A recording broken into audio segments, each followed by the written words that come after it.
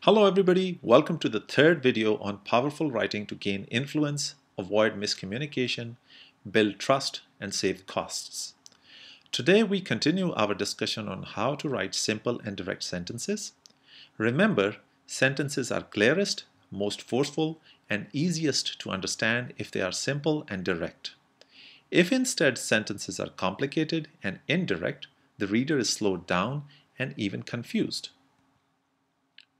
To that end, the previous video in this lecture series discussed the first technique on how to make simple and direct sentences.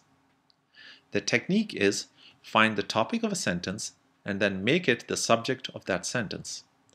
If you need to revise that or watch it for the first time, the link to that video is given in the description below. Today we introduce the second technique for making simple, direct, and hence impactful sentences. We know that verbs express action in English grammar. Therefore, the advice is simply put the action in the verb. Well, what happens if we do not do that? Consider this sentence. Instruction of students on the importance of writing skills by teachers has become a necessity. Say again. Actually, what we mean to say is teachers must instruct their students on the importance of writing skills. Or teachers must instruct their students that writing skills are important. Sounds a lot simpler, doesn't it? If we simplify the complicated sentence, we notice that instruction is a part of the subject of this sentence. We shall discuss next why that is a problem, but if you wish to revise what should actually appear in the subject, attend the previous video in this series. So what was wrong in that? Well, when we chose instruction as a part of the subject, we turned a verb instruct into a noun. If we convert a verb into a noun, often a consequence is that we get a long and unclear sentence. Moreover, we need an extra verb to complete the sentence. The verb in this case is become. And this verb become does not add to what the sentence means. Let us elaborate further. When we put action in the subject, a verb turns into a noun. Avoid that. Consider the first sentence here. A decrease in frequency happened. The action happening in this sentence is decrease. According to English grammar, a verb represents an action. However, because we put decrease in the subject of this sentence, decrease turned into a noun. Therefore, we did not follow grammatical conventions there. The sentence also contains a vague verb, happened. It is vague because it does not add to what the sentence means. It can easily be replaced by other vague verbs like occurred or was seen without changing the meaning of this sentence. Now let us move the action from the subject and put it in place of the vague verb. And we get frequency decreased. Now the verb decreased represents the action. Notice also that the subject now contains the topic of the sentence, which is frequency. This sentence is simple and direct, without any vague verbs, and is concise. It only uses 2 words instead of 5 words.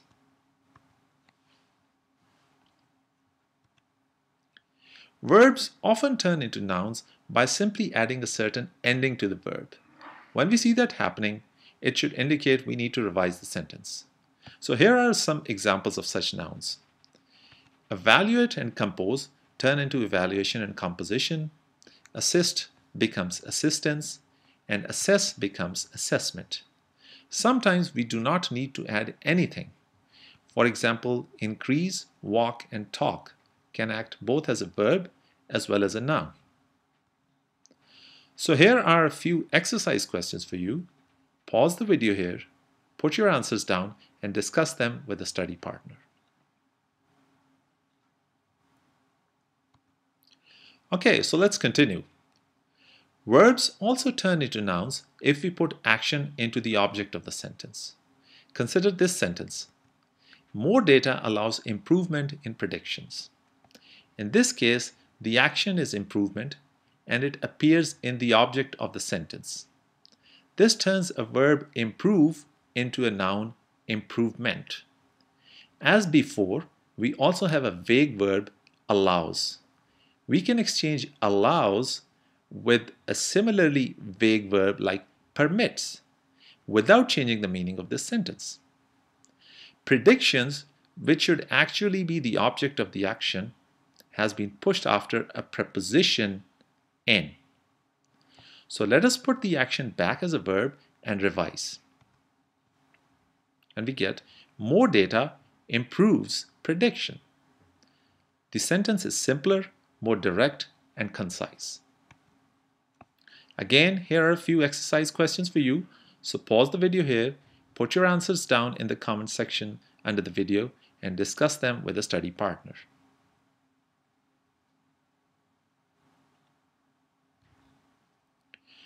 Actions can also appear in prepositional clauses, and that produces unclear sentences as well. But first, let us take a refresher on prepositional phrases. Prepositions are words like on, in, from, before, after, at, etc. Prepositional phrases combine prepositions with some other words to answer questions like which one, how, when, where, etc. For instance, Edgbaston is in Birmingham. In is the preposition there, and in Birmingham is a prepositional phrase. So where is Edgbaston? In Birmingham. Likewise, he will be there at night. At is the preposition, and at night is the prepositional phrase. When will he be there? At night. While Birmingham and night are nouns, prepositional phrases can also include pronouns like him. She read a letter from him. Which letter? Well, the one from him. Also note, Birmingham, night, and him are called the objects of preposition. When action appears in the prepositional phrases, the sentences can get indirect. Consider this sentence. People do not like to attend meetings of long duration. This contains an action which is lasting long. But this action is left inside the prepositional phrase of long duration. I have underlined the prepositional phrases here as well. Let us revise it by putting the action in a verb. So now we have, if meetings last long, people do not like to attend. Much more direct and simpler. Again, we have some exercises for you. Pause the video, attempt the question, and resume afterwards. Okay, starting a sentence with there is converts a verb into a noun as well. For example, there was a decrease in rate of mortality. Instead, we can rewrite as rate of mortality decreased. Notice the revised sentence is concise and the topic of the sentence, that is, rate of mortality, is in the subject as well. Therefore, whenever possible, avoid starting a sentence with there is or there was. As before, pause this video and attempt the exercise questions. Leave your comments below the video.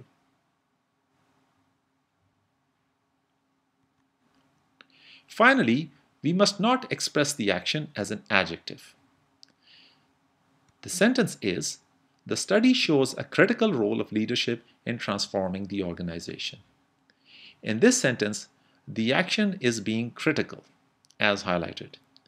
However, this action is appearing simply as an adjective of the word role. Instead, we can add a verb alongside this adjective to make it clearer and direct. So one revision is, The study shows that role of leadership was critical in transforming the organization. We added a verb was, which means a state of being. Alternatively, we can also use a more active verb such as playing a critical role. So the next revision is, the study shows that leadership played a critical role in transforming the organization. Notice both these revisions also bring leadership as a subject in the underlined parts of the two sentences.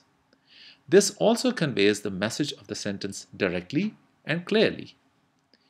Instead, in the original sentence, study was the subject of the sentence. So that's it for today. In the next video, we shall discuss the next characteristic of simple indirect sentences, that is, avoiding noun clusters. I hope you enjoyed this video. Please leave your feedback, answers, and discussions under this video. That way, if you're unsure of your answers, others can help you with their feedback. Also, if you wish to be notified of the next video and you have not yet subscribed to this channel, press subscribe underneath this video, and once you do that, a bell icon will appear. Press that as well. Thank you, and see you in the next video.